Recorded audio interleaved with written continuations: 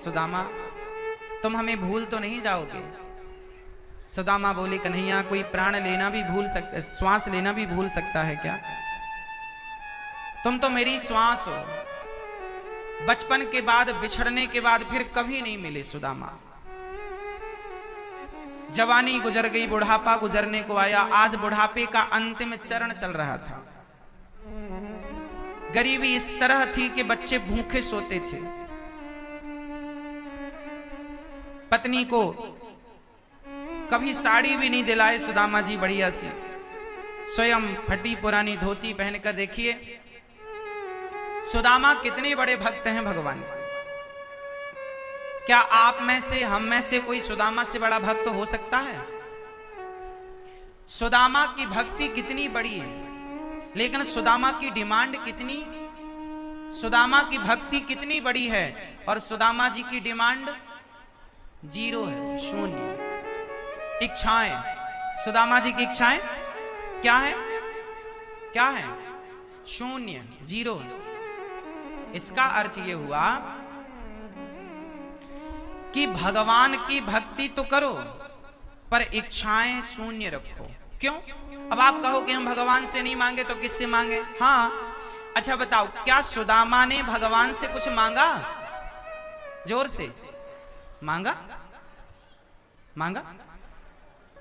सुदामा ने भगवान से कुछ मांगा? नहीं, मांगा नहीं। पर बिना मांगे भगवान ने दिया कि नहीं? बोलो। जब आप सुदामा की तरह केवल भक्ति करने वाले बनेंगे और कामना शून्य करेंगे तो मांगना ही नहीं पड़ेगा। वो तो बिना मांगे दिया सुदामा जी को। जब सुदामा को बिना मांगे दिया तो आपको मांगने की जरूरत क्या है? आप सुदामा की तरह बने तो सही, उनकी तरह प्रेम करें तो सही, उनकी तरह समर्पण होए तो सही। मांगना कहां पड़ता है? और भगवान यदि आपको मिल भी जाएं तो आप क्या मांगते हैं भगवान से? पैसे ना। हम तो आपसे बार बार कहते हैं यही बात कि भगवान से धन की कामना ना करो। धन कोई बहुत बड़ी बात नहीं है, धन तो वैश्या भी कमाती है। भगवान से उनके चरणों की प्रीति मांगिए कि हे विधाता, हे श्याम सुंदर, आप कुछ देना ही चाहते हैं हमें तो अपने चरणों की प्रीति, चरणों का प्रेम दीजिए। मेरा मन एक क्षण के लिए हे नाथ आपको छोड़कर कहीं ना जाए। अच्छा, संसार का सुख मांग कर भी क्या पाओगे? आप लोगों के पास ऑलरेडी संसार का सारा सुख है, अब कमी नहीं है आपके पास। बताओ किस चीज की कमी है? क्या खाने को आपके घर में रोटी नहीं है? क्या पहनने को कपड़े नहीं है? क्या आपके पास चलने फिरने के लिए गाड़ी घोड़े की व्यवस्था नहीं है? रहने को घर नहीं है? क्या है? मतलब जो सामान्य जरूरतें हैं वो हम सबके पास हैं। रोटी, कपड़ा, मकान, शिक्षा, ऑलरेडी हमें सब कुछ मिला है। और इतना और भी मिल जाए, चलो और भी मिल जाए तो और भी पाकर करना क्या है? क्या करोगे? इसलिए इन इच्छाओं का कोई अंत ना होगा। इसलिए भगवान से ये वस्तुएं ना मांगो, भगवान से दौलत ना मांगो। भगवान से मीराबाई ने क्या कहा? पायो जी मैंने राम रतन धन पायो। हमारा धन तो राम ही सबसे बड़ा धन है। तो राम नाम की संपत्ति सबसे श्रेष्ठ है। मांगना है तो राम नाम की दौलत, राम नाम की संपत्ति मांगिए। सुदामा जी की तरह कुछ ना चाहा सुदामा जी ने, 4 मुट्ठी चावल। आज बहुत दिनों बाद पत्नी सुशीला रोज कहती थी आपके मित्र द्वारिकाधीश से जाकर कुछ मांग क्यों नहीं ले आते? सुदामा जी बोले राम राम, मैं मांगने नहीं जाऊंगा। अच्छा एक बात, चलो दर्शन करने चले जाओ। सुदामा जी दर्शन के बहाने गए और सुदामा जी ने जाकर दर्शन किया।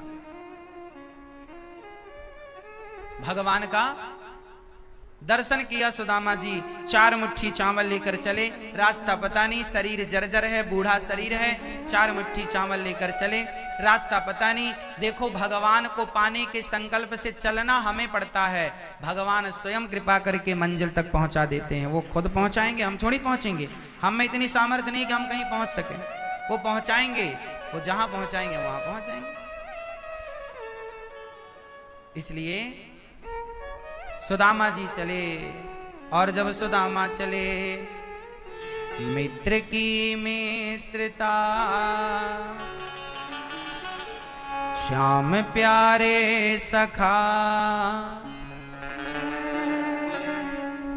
प्रीत कान्हा निभा लीजिए, द्वारिका में बुला लीजिए।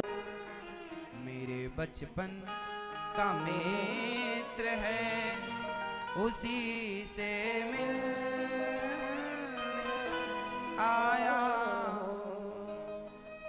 हे गोविंद, सुदामा खड़े इंतजार कर रहे, और द्वारपाल जब गया भगवान से बोला, शीस पगा न झगा तन में, अहि जाने को आही बसे के ही ग्रामा, धोती फटी सी लटी दुपटी, अरुपाए उपासन की नहीं सामा।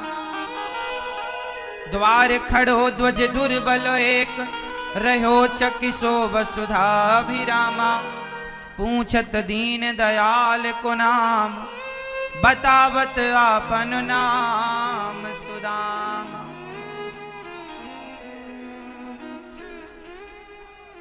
कौन आया है? सुदामा। हाँ सुदामा। दौड़ पड़े द्वारिकाधीश, सुदामा सुदामा।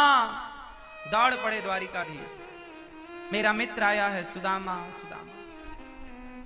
पुकार रहे हैं भगवान सुदामा को। सुदामा जी सोचे कि अभी तक तो आए नहीं, तो सुदामा जी वापस जाने लगे। तभी भगवान के सुर कान में पड़े, सुदामा मित्र सुदामा। पलट कर देखा, वही घुंघराले बाल, वही छवि जो बचपन में देखी, कुछ भी तो नहीं बदला। सुदामा ने देखा कब कृष्ण पास में आए और सुदामा को हृदय से लगा लिया। मित्र, हमें छोड़कर तुम कहां जा रहे हो, चलो। सुदामा ने कहा, कन्हैया तुमने बड़ी देर कर दी आने में। भगवान ने कहा, मित्र सुदामा, देर हमने नहीं, देर तो आपने कर दी द्वारिका आने में। कोई अपने मित्र से मिलने में इतनी देर लगाता है? सुदामा और कृष्ण दोनों गले लगकर रो रहे हैं। सुदामा जी बोले, अब आज्ञा दो, दर्शन करने आया, दर्शन हो गया, जाऊं।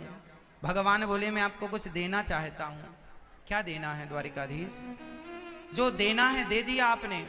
संसार के आगे आपने मुझे गले से लगाकर जो मेरा सम्मान बढ़ाया है ना गोविंद, वो सबसे बड़ी दौलत है।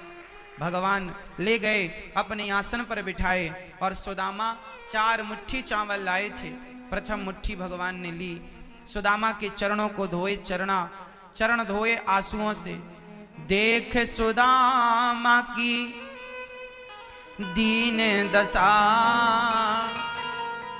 करुणा करके करुणा निधि रोए। पानी परात को हाथ छुओ नहीं, नैनन के जल से पग धोए। भगवान नेत्रों के जल से सुदामा जी के चरण धो रहे हैं। मित्र, मेरी भाभी ने क्या भेजा? छिपाने लगे। 4 मुट्ठी चावल भगवान ने दिया, सुदामा जी ने दिया। 4 में से 1 मुट्ठी चावल भगवान ने ग्रहण किया, और दूसरी मुट्ठी खाने लगे तो रुक्मणी अम्बा ने हाथ पकड़ लिया। भगवान ने सब दे दिया। रुक्मणी जी ने कहा, सब आप ले लेंगे, हमें प्रसादी क्या बचेगी? सब दे दिया। 1 मुट्ठी चावल खाते हैं। 1 मुट्ठी चावल के बल पर ना जाने कितने लोगों की संपदा सुदामा जी पर लुटा देते हैं। इतना सा लेकर इतना सारा देने की क्षमता केवल भगवान में है। इसलिए भगवान जब देते हैं ना, छप्पर फाड़ कर देते हैं। इसलिए भगवान के द्वार पर जाओ तो मांगने मत जाओ, उन मांगे से उतना ही मिलेगा जितना आप मांगोगे। सुदामा यदि मांगते भगवान से तो क्या इतना मांग लेते जितना भगवान ने बिना मांगे दिया? इसलिए मांगने से नुकसान अपना। अपन मांगेंगे थोड़ा और भगवान का मन हो कि भाई ज्यादा दें, इसलिए मांगो मत। सुदामा जी ने मांगा नहीं, अपनी हैसियत के अनुसार सुदामा जी ने दिया। सुदामा जी ने चावल दिए। भगवान ने सुदामा जी पर कृपा की सुदामा जी जब घर गए, आज्ञा दो कन्हैया आप चलें, तो उनका नगर सोने से बना, सोने की छाल पर सुशीला मैया आरती लेकर आई और सुदामा जी का स्वागत किया। सुदामा जी बोली, ये वैभव कहाँ से आया? बोले कृष्ण ने दिया। सुदामा जी बोले, प्रभु इतना धन दिया है, कहीं मुझे अभिमान हो गया तो मैं प्रवेश नहीं करूंगा इस संपदा में। भगवान ने कहा ना, तुम्हें अभिमान कभी ना होगा। और सुदामा जी बड़े प्रेम से प्रवेश करते हैं। और सुदामा को केवल धन नहीं, जवानी, बुढ़ापे में आपको धन मिल जाए तो क्या करोगे? सुदामा जी को जवानी भी दी। सुशीला और सुदामा जी दोनों युवा हो गए और दोनों बहुत समय तक सुख भोग कर संसार का अंत में भगवत धाम को चले गए। जब भगवान कृपा करते हैं ना, सब दे देते हैं। आपको क्या चाहिए? आपकी चाह, आपकी सोच बहुत छोटी है, आप चाहते ही छोटा है, पर भगवान तो आपको बड़ा बनाना चाहते हैं, ज्यादा देना चाहते हैं। इसलिए भक्तों को कैसा हो जाना चाहिए? भगवान के आश्रय, हे प्रभु आप जैसा आप चाहें, है ना। आप डॉक्टर के पास जब जाते हैं तो डॉक्टर के हिसाब की दवाइयां लेते हैं कि अपने हिसाब की? बोलो, डॉक्टर साहब ये दवाई हमें पसंद नहीं है, जरा दूसरी दो, ऐसा होता है? जब डॉक्टर के यहां जाकर आप दवाइयां डॉक्टरों के हिसाब की लेते हैं, तो फिर मंदिर जाकर के भगवान के हिसाब से क्यों नहीं चलते? आप भगवान को अपने हिसाब से क्यों चलाते हैं? मतलब आप भगवान को डॉक्टर से भी हल्का समझते हैं। डॉक्टर के पास जाएंगे तो उसके अनुसार चलेंगे, और भगवान के पास जाएंगे तो हे भगवान बहू के बेटा ही हो, हम 1 किलो लड्डू चढ़ाएंगे। आप शर्त रख देते हैं, हे भगवान ऐसे ही देना, ऐसे ही होना चाहिए। भगवान को अपने अनुसार ना चलाओ, भगवान के अनुसार चलो। भगवान के अनुसार हमें क्या करना है? चलना है। सुदामा जी भगवत धाम को प्राप्त होते हैं और इसके बाद भगवान कुरुक्षेत्र आते हैं। कुरुक्षेत्र में भगवान 100 वर्षों के बाद आए और अपनी गोपियों से भगवान मिले हैं और यशोदा माँ से मिले हैं। वहां पर भगवान की भेंट राधा रानी से, यहाँ लौटते समय भगवान फिर वृंदावन होते हुए आए तो राधा रानी से भेंट हुई, गोपियों से हुई। और माता रोहिणी, भगवान के जाने के बाद गोपियों की क्या हालत थी विरह में, पूरा वृत्तांत भगवान की पटरानियों को जब सुनाया, वही वृत्तांत भगवान श्री कृष्ण ने सुना। तो उस वृत्तांत को, उस विरह को सुनकर भगवान का शरीर पिघल गया। बलराम जी, सुभद्रा मैया और कृष्ण तीनों वहां सुन रहे थे। इतना प्रभावित हुए आप, भगवान इतने प्रेम में विह्वल हो गए कि भगवान का शरीर पिघल गया। भगवान के गोपियों के प्रेम में पिघला हुआ वही शरीर आज जगन्नाथ भगवान के नाम से जाना जाता है। भगवान के हाथ नहीं है, पांव नहीं है, क्योंकि उस प्रेम में जैसे अधिक ताप में पत्थर पिघल जाता है, उसी तरह अधिक प्रेम में गोपियों के प्रेम में भगवान का शरीर पिघल गया। इसके बाद माता देवकी ने भगवान से पुत्र मांगे कि जो कंस ने मार दिए मेरे वो पुत्र आप वापस करो, आप तो भगवान हो। तो कंस ने कितने पुत्र मारे थे देवकी मां के? 6। 7वें में तो लक्ष्मण जी बलराम बन के आए तो देवकी के गर्भ को रोहिणी के गर्भ में तो 6 बच्चे मारे। तो कंस के द्वारा जो 6 बच्चे मारे जा चुके थे, उन मरे हुए बच्चों को भगवान ने अपनी मां के कहने पर जीवित करके लौटाया। देवकी मां कृष्ण के अतिरिक्त भी किसी और बच्चे को चाहती थी, पर यशोदा कृष्ण के सिवा किसी को नहीं चाहती थी। इसलिए यशोदा और देवकी में यशोदा मां को सर्वश्रेष्ठ स्थान पर रखा गया, क्योंकि यशोदा मां के पास कृष्ण के अतिरिक्त कोई चाह नहीं थी, जबकि देवकी मां के पास चाह थी। इसलिए भगवान ने, भृगु जी ने भगवान को लात मारा, ये चर्चा है। आज भी लड्डू गोपाल जी के छाती पर आपने ध्यान से देखा होगा चरण बना है, वो भृगु जी का लात है। भृगु जी त्रिदेवों की परीक्षा लेने गए, ब्रह्मा विष्णु महेश कौन श्रेष्ठ है। शिव जी को, ब्रह्मा जी को प्रणाम नहीं किया तो गुस्सा आया, तो भृगु जी ने भगवान नारायण की छाती पर लात मारा तो भगवान ने चरण सहलाते हुए कहा, भृगु जी मेरी छाती बड़ी कठोर थी, आपके चरण बड़े कोमल थे, कहीं आपको चोट तो नहीं लग गई। ऐसा भाव भृगु जी का जब देखा, भगवान का देखा भृगु जी ने, तो भृगु जी चरणों में गिर पड़े, प्रभु प्रथम पूज्य आप ही हैं। फिर सांब का संतों का अपमान करना, पेट में कपड़ा बांधकर जाना। दुर्वासा जी ने श्राप दे दिया, सांब पेट में कपड़ा बांधकर साड़ी पहनकर गया, महाराज मेरे पेट में बेटा है कि बेटी, लड़का था लड़की बनकर गया, बाबा जी की परीक्षा लेने के देखेंगे बाबा जी असली हैं कि नकली। तो संत ने श्राप दे दिया, संतों की परीक्षा लेते हो, जाओ तुम्हारे वंश का नाश करने वाला मूसल निकलेगा। कपड़ा हटाकर देखा, मूसल निकला, चूर्ण करके फेंका, वही घास बनी, एक कील रह गई, उसे पानी में फेंका, वो मछली निकल गई, मछली को मछुआरे ने मारा, उसके अंदर से कील निकली तो वही बाण में लगाया, उसी बाण से जरा नाम के व्याध ने भगवान के चरणों में बाद में बाण मारेगा। नव योगेश्वरों का संवाद है, दत्तात्रेय जी के 24 गुरुओं की चर्चा है।